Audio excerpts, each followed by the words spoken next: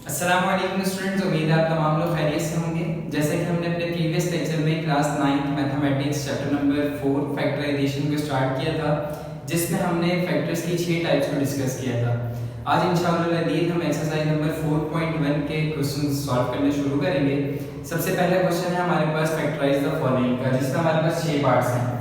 जिसने अभी तक ये वीडियो लाइक नहीं की, शेयर नहीं की, चैनल को सब्सक्राइब नहीं किया, तो वो पहले चैनल को सब्सक्राइब कर ले और फिर इस क्वेश्चन की तरफ वापस आ जाए। तो जैसे कि हमारे पास सबसे पहले क्वेश्चन लिखा हुआ है फैक्टराइज द फॉलोइंग, यानी हमें ये जो पार्ट्स गिवन हैं इनके हमें फैक्टर्स मालूम करने हैं। ये क्वेश्चन टाइप नंबर 1 से रिलेटेड है। टाइप नंबर 1 हमने क्या डिस्कस की थी, ka + kb + kc, यानी हम देखेंगे कि हमारे पास जितने भी टर्म्स मौजूद हैं क्या उन सब में कुछ कॉमन नजर आ रहा है। जैसे कि हमारे पास ये पार्ट नंबर 1 है, अगर हम फर्स्ट टर्म, सेकंड टर्म और थर्ड टर्म को देखें तो क्या इन तीनों टर्म्स में कुछ कॉमन नजर आ रहा है? बिल्कुल नजर आ रहा है। क्या कोई ऐसा नंबर है कि जिसके टेबल में 4 भी आता हो, 16 भी आता हो और 24 भी आता हो? बिल्कुल। कौन सा है? 4। तो 4 इन तीनों में से कॉमन निकल आएगा। तो हमारे पास ये 4 आ गया बाहर। यहाँ से 4x में से जब 4 बाहर चला गया तो क्या बचा? x। 4 के टेबल में 16 कब आता है? 4 4 जा 16, ये y एज इट इज रहा। 4 के टेबल में 24 कब आता है? 4 6 जा 24 और ये z एज इट इज रहा। अब क्या मजीद फैक्टर्स इसमें बन सकते हैं? नहीं बन सकते, तो ये हमारे पास आंसर हो गया। सिमिलरली सेकंड पार्ट की तरफ अगर बढ़ते हैं तो सेकंड पार्ट में हमारे पास क्या है, अगर हम तीनों टर्म्स को देखें तो इन तीनों टर्म्स में क्या कॉमन नजर आ रहा है?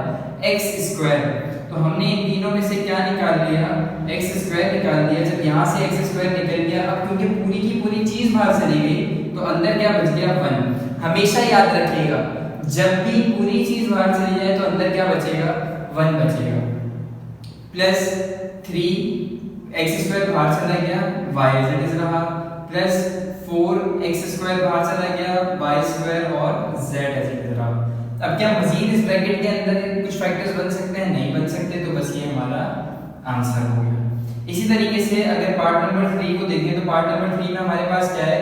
अब अगर हम इस पूरी 3 टर्म्स को देखें तो इसमें से 3 भी कॉमन निकल सकता है, इसमें भी p है, इसमें भी p है, इसमें भी p है, इसमें भी q है, इसमें भी q है, इसमें भी q है। तो 3 कॉमन निकला, p कॉमन निकला, q कॉमन निकला। क्या r कॉमन निकल सकता है? देखते हैं। r इसमें तो है लेकिन इन दोनों में नहीं है, तो इसका मतलब क्या हुआ? 3pq कॉमन निकल गया। यहाँ से आपके पास क्या बचा? r। यहाँ से आपके पास क्या बचा? 3 2 जा 6 और pq बाहर चला गया, क्या बचा? t प्लस 3pq बाहर चला गया, क्या बचा? s। बस ये हमारा इस पार्ट का आंसर हो गया। जल्दी से अब मेरे सॉल्यूशन से पहले आपने आंसर कमेंट में बताना है कि क्या आंसर होगा। बहुत सिंपल क्वेश्चन है, सिर्फ एक लाइन में आंसर आ रहा है ना, यानी कोई दिमाग इतना ज्यादा लगाने की जरूरत ही नहीं है, सिर्फ देखना है कि क्या कॉमन निकल रहा है। अब यहाँ पे देखिए, यहाँ पे थोड़ा सा समझने वाली चीज है। सबसे पहले अगर हम देखें तो यहाँ पे s² + t² है, यहाँ पे भी s² + t²। तो इसका मतलब क्या होगा कि इन दोनों में से ये चीज तो कॉमन निकल है, यानी s² + t² कॉमन निकल आया। अब इसमें क्या, यहाँ से क्या बचा? यहाँ से बचा 9qr और यहाँ से क्या बचा? 18q² r²। अब देखिए, क्या यहाँ पे फैक्टर्स बन सकते हैं? नहीं बन सकते। क्या यहाँ बन सकते हैं? बिल्कुल बन सकते हैं, क्योंकि ये 9 भी इनमें कॉमन निकल सकता है, q भी कॉमन निकल सकता है, r भी कॉमन निकल सकता है। तो इसका मतलब क्या हुआ? ये s² + t² एडिड रहा। इन दोनों में से हमारे पास क्या कॉमन आ गया? 9qr कॉमन आ गया। क्या बचा हमारे पास? यहाँ से बच गया 1 और यहाँ से बच गया 2qr। तो इसको हम ऐसे भी लिख सकते हैं 9qr × s² + t² प्लस नहीं ब्रैकेट 1 + 2qr। बस ये अब हमारा आंसर हो जाएगा। तो हमने कब तक सॉल्व करते चले जाना है? जब तक कि हमारे पास फैक्टर्स बन सकते हैं। जब फैक्टर्स बनना खत्म हो जाएंगे तो बस वही हमारा आंसर होगा। अब मजीद इधर कोई भी फैक्टर्स नहीं बन सकते ना, तो इसलिए हमारा आंसर है। इसको अगर देखें तो यहाँ पे हमारे पास अगर हम न्यूमरेटर को देखें तो न्यूमरेटर में z², यहाँ से भी z² कॉमन निकल सकता है, और मिनिमम कितने x कॉमन निकल सकते हैं? 1x कॉमन निकल सकता है। तो हमने कहा कि भाई यहाँ से जो है ना वो xz² कॉमन निकाल लें, और डिनोमिनेटर से क्या कॉमन निकल सकता है? 4 निकल सकता है। तो हमने डिनोमिनेटर से 4 निकाल लिया। यहाँ से क्या बचा? 1/4 अपॉन 4 माइनस, क्योंकि z स्क्वायर x बाहर चला गया तो x अपॉन 2 प्लस x बाहर चला गया तो यहाँ बचा x, 3z में से 2z बाहर चले गए, 1z बचा, 4 के टेबल में 12 कब आता है, 4 3 दा 12। अब क्या मजीद फैक्टर्स बन सकते हैं? नहीं बन सकते, इसलिए ये हमारा आंसर हो गया। लास्ट पार्ट इस क्वेश्चन का क्या कह रहे हैं, ये हमारे पास 1 2 3 टर्म है। सबसे पहले देखेंगे कि सब में कुछ कॉमन नजर आ रहा है, बिल्कुल नजर आ रहा है। सबसे पहले ये ब्रैकेट तीनों में मौजूद है, तो इसका मतलब x माइनस वाई तो कॉमन निकलेगा ही निकलेगा। क्या बच गया, यहाँ से बच गया a, यहाँ से बच गया a स्क्वायर b, यहाँ से बच गया a स्क्वायर b स्क्वायर। क्या इसके मजीद फैक्टर्स बन सकते हैं? नहीं बन सकते। क्या यहाँ बन सकते हैं? बिल्कुल बन सकते हैं। कैसे? x माइनस वाई अपनी जगह एज इट इज रहा, इन तीनों में a कॉमन था, a निकल आया, यहाँ बच गया 1 minus A B plus A B square. तो इसको हम ऐसे भी लिख सकते हैं a into X minus Y into 1 minus A B plus A B square, और ये हमारा आंसर हो गया। तो उम्मीद है कि ये पूरा क्वेश्चन आपको समझ में आ गया होगा।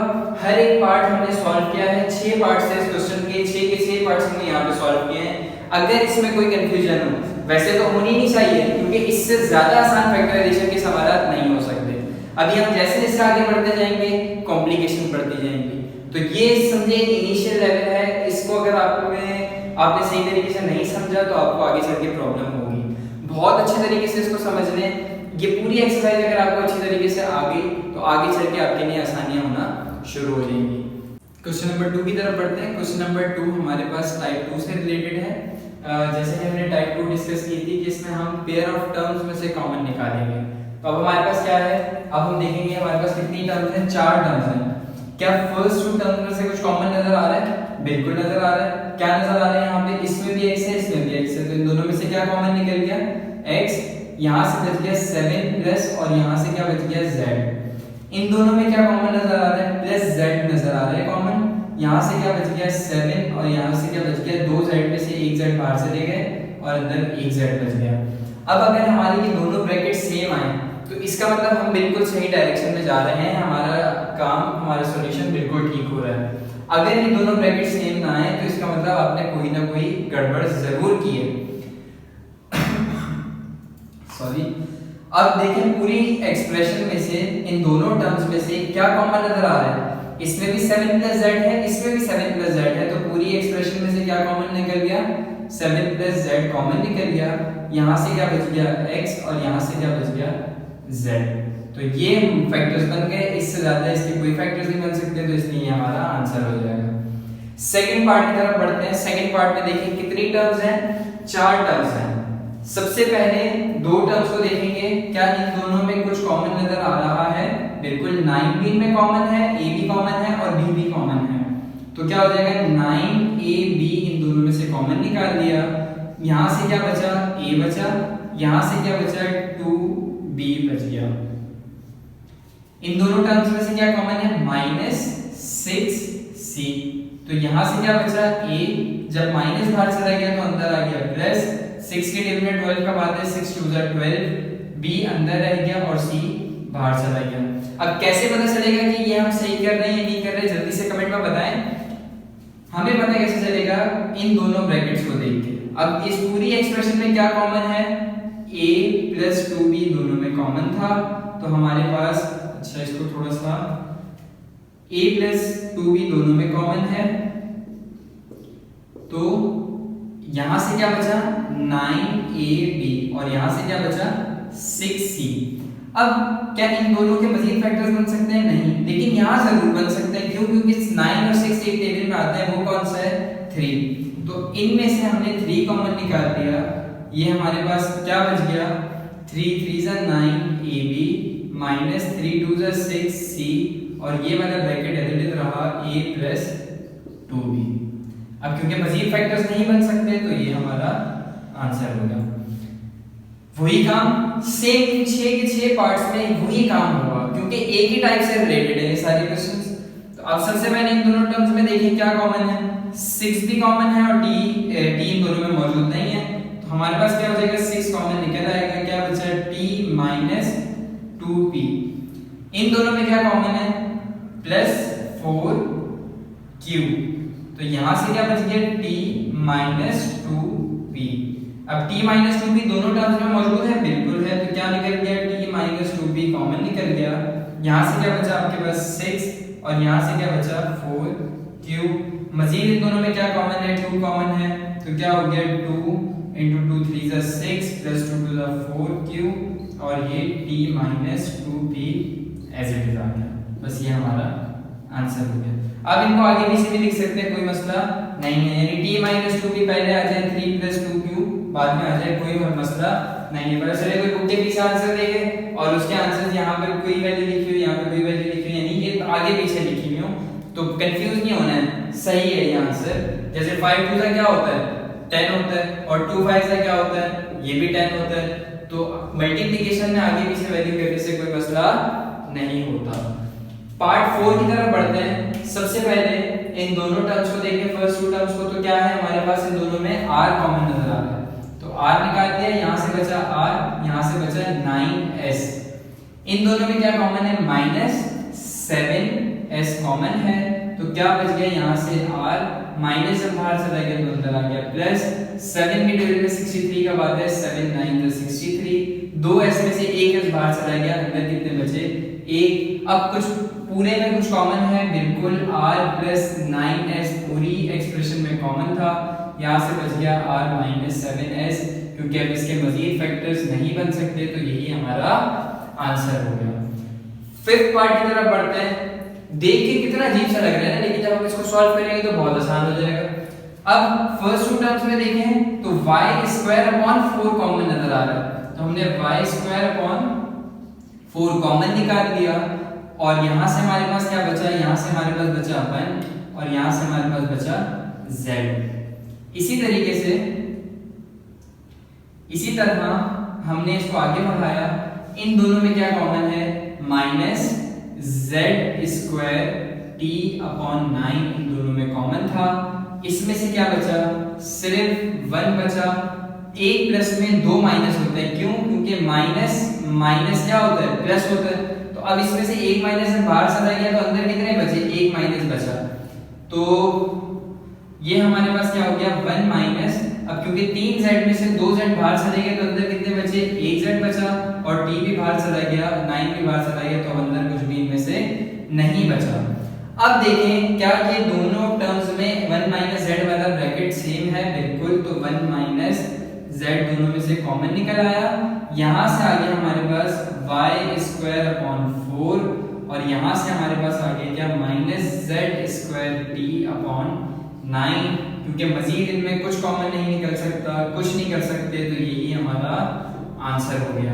इस क्वेश्चन का लास्ट पार्ट क्या है, इसमें भी 4 टर्म्स हैं। फर्स्ट 2 टर्म्स में अगर देखें तो क्या कॉमन नजर आ रहा है, दोनों में 5x अपॉन 11 कॉमन नजर आ रहा है, तो 5x अपॉन 11 हमने कॉमन निकाल लिया। यहाँ से क्या बचा, 5 2 10, x बाहर आ गया, y बचा। यहाँ से 5 भी बाहर आ गया, x भी बाहर आ गया, 11 भी बाहर आ गया, तो क्या बचा, सिर्फ z बचा। इसी तरीके से इन दोनों में क्या कॉमन है, माइनस 7y अपॉन 11, तो क्या बचा, 7 to the 14y माइनस बाहर चला गया, अंदर क्या बचा, प्लस। तो अब 7 बाहर चला गया, y बाहर चला गया, क्या बचा, सिर्फ z। क्या ये दोनों ब्रैकेट सेम है, बिल्कुल, तो क्या हो गया, 2y प्लस z कॉमन निकल गया। यहां से क्या बचा, 5x अपॉन 11, यहां से क्या बचा, 7y अपॉन 11। अब इसमें से हम 1 अपॉन 11 कॉमन निकाल सकते हैं, तो हम वैसे भी लिखना चाहें तो लिख सकते हैं, तो ये हो जाएगा 1 upon 11 into 5x minus 7y multiply by 2y plus z, ये हमारा आंसर हो गया। कोई मसला, कोई परेशानी? क्वेश्चन नंबर 1 की उम्मीद है क्लियर हो गया होगा, क्वेश्चन नंबर 2 भी क्लियर हो गया होगा। क्वेश्चन नंबर 3 की तरफ बढ़ते हैं। क्वेश्चन नंबर 3 में कौन सी टाइप अप्लाई हो रही है, यहाँ पे हमारे पास टाइप नंबर 3 अप्लाई हो रही है, परफेक्ट स्क्वायर वाली, यानी जहाँ पे हमें a प्लस बी का होल स्क्वायर या a माइनस बी के होल स्क्वायर में इसको बंद करना होगा। अच्छा, थर्ड टाइप में क्या कहते हैं कि आपके पास फर्स्ट टर्म के स्क्वायर में बंद हो रही है, लास्ट टर्म के स्क्वायर में बंद हो रही है। तो हम देखते हैं कि पहले पार्ट में क्या फर्स्ट टर्म स्क्वायर में बंद हो सकती है, बिल्कुल इसको हम लिख सकते हैं 2a का होल स्क्वायर और दरमियान में क्या आता है a स्क्वायर प्लस 2। अच्छा फॉर्मूला में यहाँ पे लिख देता हूँ ताकि आप लोगों को कोई कंफ्यूजन ना हो। ये अपने साथ साथ हर स्टेप में लिखिएगा लाजमी, a प्लस b का होल स्क्वायर ये बराबर है a square plus 2ab plus b square पे। ये आपको याद होना चाहिए, ठीक है। अभी हम सबसे पहले इस फॉर्म में आएंगे यानी a square plus 2ab plus b square की फॉर्म में आएंगे और फिर उसके बाद हम इसको इसमें बंद करेंगे।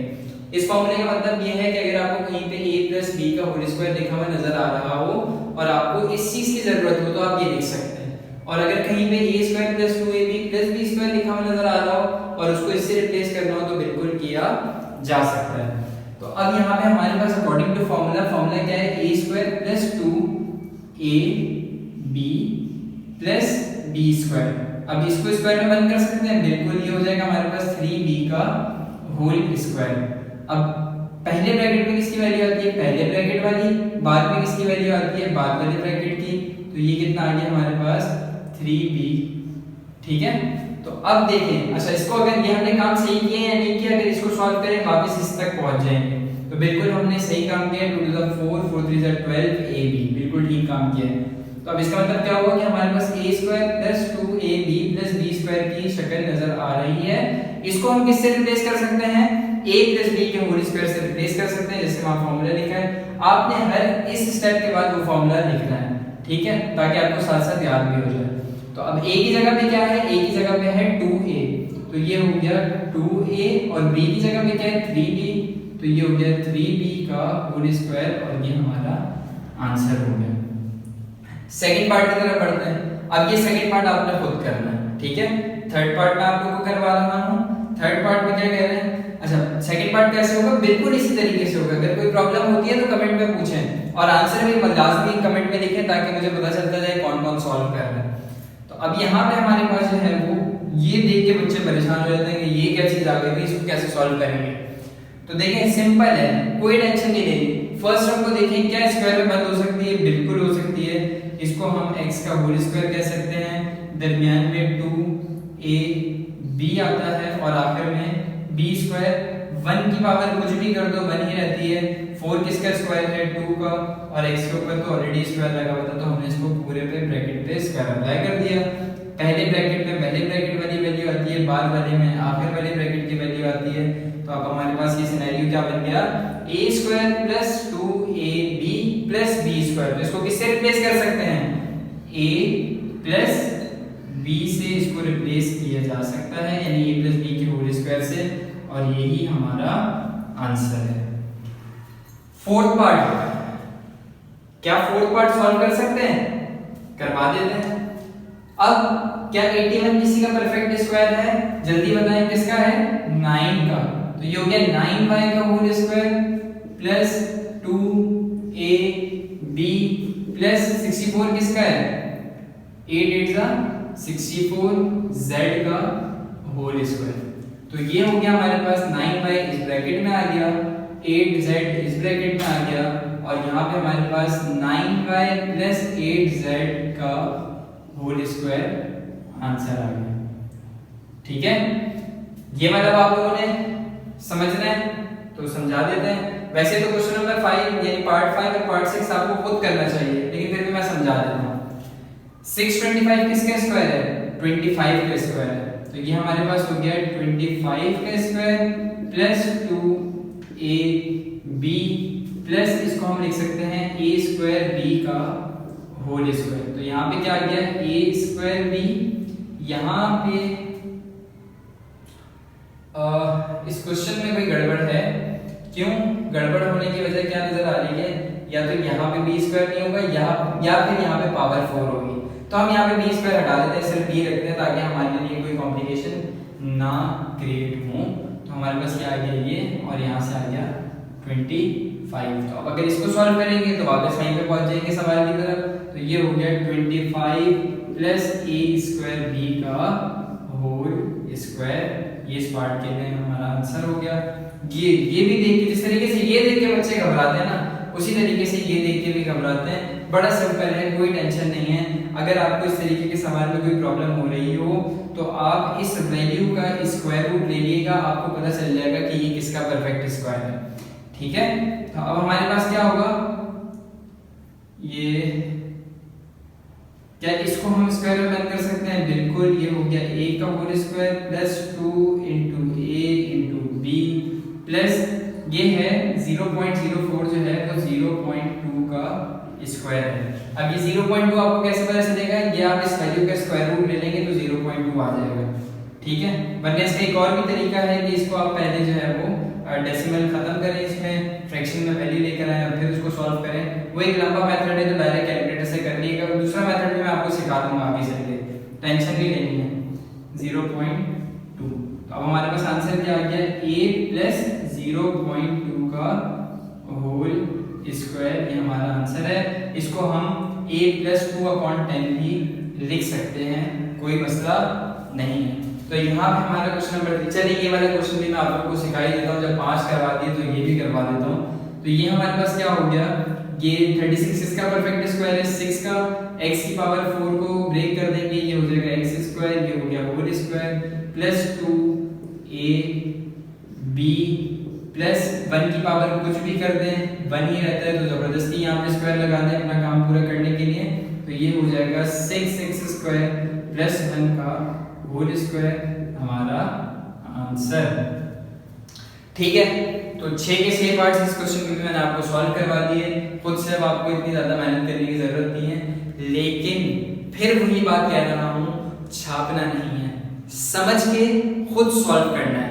ऐसा ना हो कि बस यहाँ से copy paste copy paste copy paste. तो अगर कॉपी पेस्ट करना हो तो फिर तो भाई मेरी वीडियो ना देखें, क्योंकि मैं कॉपी पेस्ट करवाने की नीयत से वीडियो नहीं बनाता, आपको सिखाने की नीयत से वीडियो बनाता हूँ। तो अगर नहीं सीखेंगे तो फिर मेरे चैनल पे भी आने की जरूरत नहीं है। अगर सीखने की नीयत रखते हैं तो फिर चैनल पे भी आए, चैनल को सब्सक्राइब भी करें, वीडियो को लाइक भी करें, शेयर भी करें। और नहीं सीखना चाहते हैं तो ना सब्सक्राइब करें, ना लाइक करें, ना शेयर करें, कोई मसला नहीं है। सीखने की नीयत रखते हैं, सीखें और फिर दूसरों को भी सिखाएं। आज के लेक्चर का ये लास्ट टॉपिक है, लास्ट क्वेश्चन है। इसके बाद जो है क्वेश्चन नंबर 5 से लेकर 8 तक वो नेक्स्ट वीडियो में अपलोड होगा, तो बस इसको अच्छे तरीके से समझ लें। ये भी टाइप नंबर 3 से ही रिलेटेड है, बस फर्क क्या है कि वहां पे हमारे पास a प्लस b का होल स्क्वायर फॉर्मूला अप्लाई होना था, यहाँ पे हमारे पास a माइनस b का होल स्क्वायर अप्लाई होना है, जो कि बराबर होता है a square minus 2ab plus b square में। ठीक है, वही काम, सारा कॉन्सेप्ट वही है कि फर्स्ट टर्म को देखेंगे स्क्वायर में बंद हो रही है, लास्ट टर्म को देखेंगे स्क्वायर में बंद हो रही है, तो फिर उस हिसाब से हम सारा काम वही है जो हमने प्रीवियस क्वेश्चन में किया, एग्जैक्टली वैसे ही सारा काम होगा।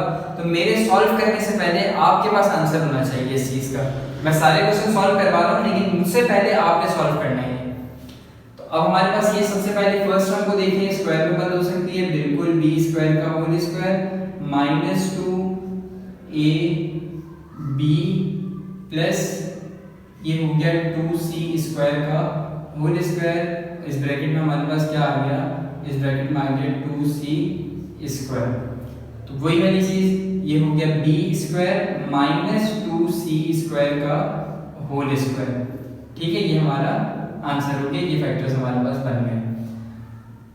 फर्स्ट ये a है, ये b है, a square minus 2ab plus b square is equal to a square minus is equal to a minus b का होल स्क्वायर।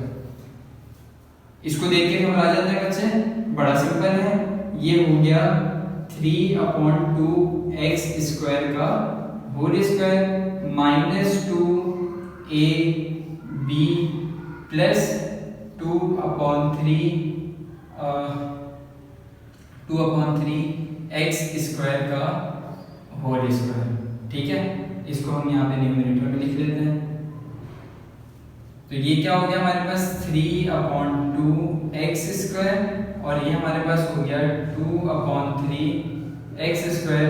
x स्क्वायर से x स्क्वायर कैंसिल, 2 से 2 कैंसिल, 3 से 3 कैंसिल, क्या बच गया -2 बच गया। इसका मतलब हमारा काम बिल्कुल ठीक हो रहा है।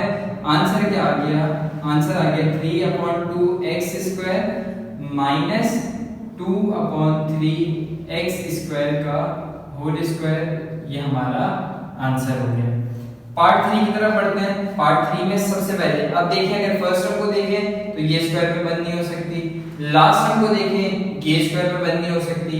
करें तो क्या करें, हमने कहा कि भाई इस पूरी एक्सप्रेशन में से कुछ कॉमन निकल रहा है तो कॉमन निकाल लेना है। क्या कॉमन निकल रहा है, यहाँ से 2 निकल रहा है, 2 भी तीनों में मौजूद है, a भी तीनों में मौजूद है और b भी तीनों में मौजूद है। तो b जो है वो हमारे पास क्या हो जाएगा, यहाँ से क्या बचा, a square b square minus 2 के डेरिवेटिव 16 का बात है, 2 8 से 16, a बाहर चला गया, a b क्यूब प्लस 32 नहीं आएगा यहाँ पे, अब क्या आएगा 2 1 जा 2 और 2 6 जा 12, a बाहर चला गया, यहाँ क्या बच गया b की पावर 4।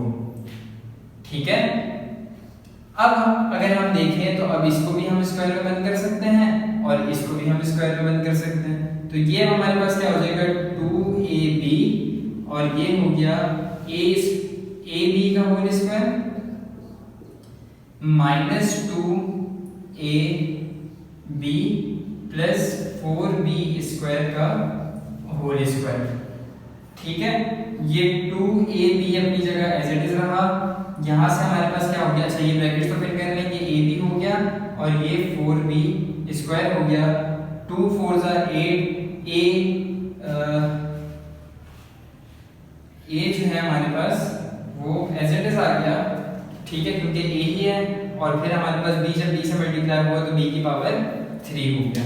तो क्लियर है, कोई मसला कोई कंफ्यूजन नहीं। अब यहाँ से हमारे पास क्या हो गया, ab माइनस 4b स्क्वायर का होल स्क्वायर, ये हमारा आंसर हो गया। पार्ट 4 की तरफ बढ़ते हैं। ये पूरी की पूरी फर्स्ट टर्म है। ठीक है, तो इसको अगर हमें स्क्वायर में बंद करना है तो इसको हम लिख सकते हैं 3p प्लस q का होल स्क्वायर माइनस 2ab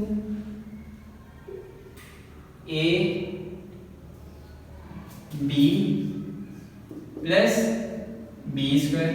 तो ये क्या हो जाएगा, ये हो गया हमारे पास, इसमें आ गया हमारे पास 3 × p प्लस q और इसमें आ गया r स्क्वायर। इसको सॉल्व करेंगे यही बन जाएगा, इसका हमने काम ठीक किया है। अब हमारे पास आंसर क्या आ गया, 3p plus q plus r square का होल स्क्वायर, ये हमारा आंसर हो गया। ये वाला कैसे सॉल्व होगा, वही तरीके का जिस तरीके से हमने पिछला क्वेश्चन देखा था। क्या करें, अब हमने इसको क्या कर दिया, ये स्क्वायर में बंद हो गया, एक्स वाई का whole square minus 2 × a × b plus ये हमारे पास हो जाएगा 0.05 का होल स्क्वायर। तो इसमें आ गया 0.05 और इसमें आ गया एक्स वाई। अब सॉल्व करेंगे तो एक्स वाई माइनस 0.05 का होल स्क्वायर, ये हमारा आंसर हो जाएगा। लास्ट क्वेश्चन है, फर्स्ट टर्म स्क्वायर में ऑलरेडी बंद है, कोई मेहनत करने की जरूरत नहीं है, सिर्फ लास्ट टर्म को स्क्वायर में बंद कर दें। ये हो गया a माइनस b का whole square minus 2ab plus 81 किसका स्क्वायर है, 9 का स्क्वायर है। तो इस ब्रैकेट में आ गया 9, तो ये हो गया a माइनस b माइनस 9 का होल स्क्वायर, ये हमारा आंसर हो गया। क्यों, क्योंकि a माइनस b का होल स्क्वायर था तो ये a माइनस b इधर आ गया, ये पूरा का पूरा a है, ये पूरा का पूरा b है, तो a माइनस b माइनस 9 का होल स्क्वायर हमारा आंसर हो जाएगा। तो ये हमने आज जो 4 क्वेश्चंस डिस्कस किए हैं, क्वेश्चन नंबर 1 से लेकर क्वेश्चन नंबर 4 तक, उम्मीद है हर एक क्वेश्चन का हर एक पार्ट आपको समझ में आ गया होगा। अगर वीडियो अच्छी लगी हो, लेक्चर समझ में आया तो वीडियो को लाइक कर दें, चैनल को सब्सक्राइब कर दें और अगर दोस्तों में शेयर करना चाहें तो दोस्तों में शेयर भी कर दें ताकि वो भी इन लेक्चर से फ़ायदा हासिल कर सकें। मिलते हैं नेक्स्ट लेक्चर में, तब तक के लिए अल्लाह हाफ़िज़।